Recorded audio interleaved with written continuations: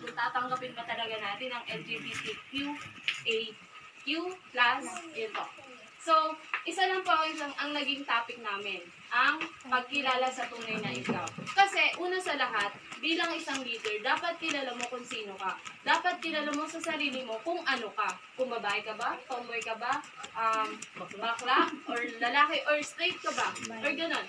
Kasi, paano mo makikilala, or paano pamumunuan ng isang mga ang nasasakupan mo kung sarili mo hindi mo kilala. Diba? Tama po ba? Tama. Tama. So, ayun. So, nandito po, dalawa lang po yung nilagay namin. So, babae and lalaki. Una sa lahat, mali po kasi yung space. At saka, dalawa lang din naman talaga yung sex na meron ang tao, lalaki at babae. So, sa lalaki po, nilagay namin yung mga common characteristic na meron sila. Ang malakas, sa totoo, tunay na malakas ang mga lalaki higit sa babae.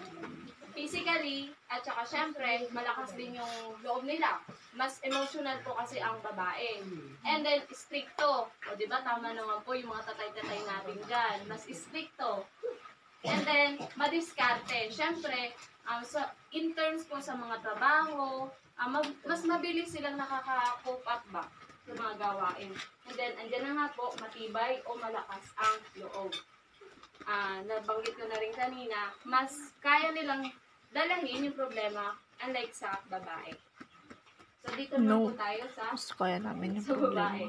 Yan. Totoo po na matalino ang babae. Pero kung tutusin, mas matalino ang lalaki. Kasi ang dalawa lalaki ulo. lang is, tamad lang. Pero, kumbaga po, kapag po kasi usapang ACADS, pag po kasi usapang ACADS or academics, ang lalaki ay mas matalino sa babae. Pero mas masipag mag-aral ang babae. Kaya commonly sa mga honor o ganyan-ganyan sa school, babae ang laging nangunguna or mas madami. Kasi po, babae sila.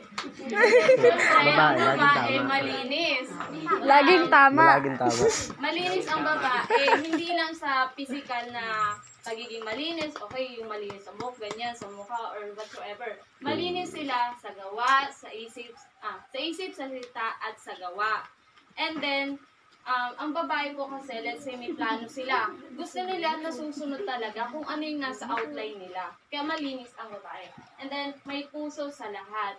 Ayan nga po, madamdamin talaga ang babae. And then, syempre, madiskarte din naman po. Kagaya ng lalaki. Tama, ano ba yan? At saka, Oo, sa lahat, syempre. mabilis mag-desisyon. Kumbaga, ando na agad. Ando na agad. Pero, hindi po namin, kung ito nandito sa lalaki, ito na rin talaga. Kalimitan po, or madalas naman talaga nangyayari, nagkakapalit, or merong dito na napupunta dito. Kaya ang gender po ay mahalaga rin. At pang-additional ko na lang po, mapababae man, lalaki or tomboy, dapat higit sa lahat, ang meron sa isang leader ay merong kalaban di uno. Ano po ba ang kalaban di uno? Ayan.